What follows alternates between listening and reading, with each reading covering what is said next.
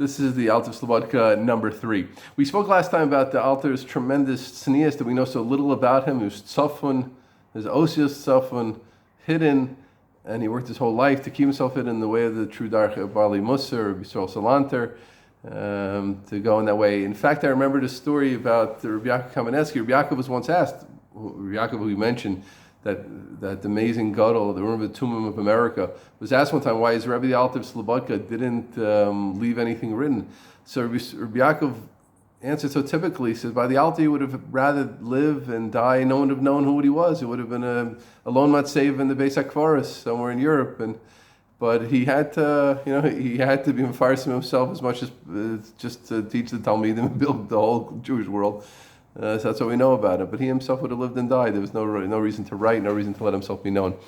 And this really relates to the first, as we said, our main purpose in this series is to talk about his educational methods and learn from them and figure out what we can do and go in his ways and hopefully build our Talmidim and our students and ourselves a little bit bedrachav in a way which works for us. So this really relates to possibly one of his chinuch messages. Listen to the way he worked as a Rebbe. This is very interesting. He didn't just hide from them his tremendous levels of Avodas Hashem, which obviously was an Avodah Hashem on the highest level. The fact that he was their Rebbe, he hid that from them. He was like a father with children, with his kids. He didn't take the position, I'm your Rebbe and I'm teaching you and I'm being madrich you. Going this way. Elihitim es kol davar b'sichlo hagaoni b'metik svasav, in his tremendous genius and his wonderful way of speaking, v'noam imrosav, and his kind way and nice way and pleasant way of saying things, adasher nismazgu b'sichlam, until his ideas became one in their seichel, v'tiyeh etzlam lahakar etzmid, and then it became like the way they thought.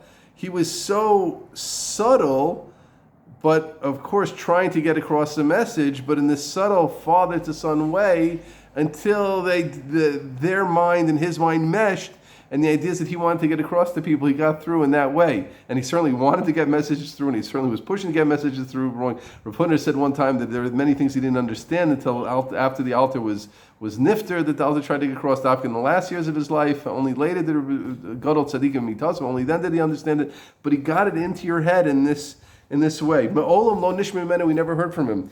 Ani gozer kach, I command like. Ani mitzaveh kach, I say such. Elohaya margel pume, kach noagim po. This is how we act here. Kach medabrim b'slobadka. This is how we speak in Slobadka. Minag hayeshiva hu. The minag, the custom in our yeshiva is like this. The custom, not my way, but this is what we do in the yeshiva. Ki'ilu kol the everything was through everybody else. The minag in the yeshiva. Who made the minag in the yeshiva? He did.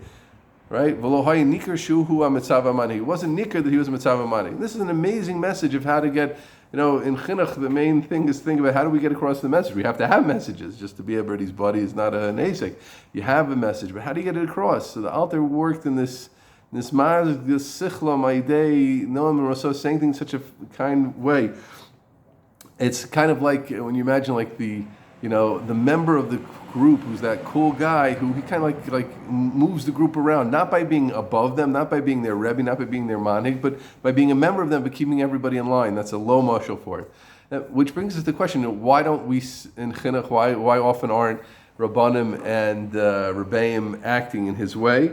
So just the 3 ideas to think about, and this is just the beginning of thinking. It's not a finished thoughts by me, something for the tzibur to think about. One is that it's a tightrope, right? Because if you're like them, then you can become them, and then you're not a Rebbe at all anymore, and their seichel is nismazik into you, and you're come to being the mushba, not the mashpiyah, which certainly wasn't the kunz. It wasn't what the Alter was quote unquote pulling off. 2, sometimes there would be an objective taina that being a Rav, people need to see you on a different level, and people want it, Rabbanim, want people on a different level. So this was definitely the Alter's model. It's not a simple model for us, but it's definitely something for us to think about, how to bring the balance of when like this, when like that, is beyond me and beyond the scope of what we're trying to do, but we're trying to show the methods of the Alta Slobodka in creating the Gedolim and being the amazing mechanech par excellence, maybe the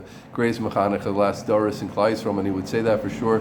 He was the greatest, and this is one of his methods, which worked a lot, as we said, built on his tznius. So it was not a tzanua person, so I don't think he could pull that off. But even being a tzanua person, you have to think how much to be one with your talmidim and children and get across the messages, and when to take the stronger, this is the way, this is what you should do approach. It's something for us to think about.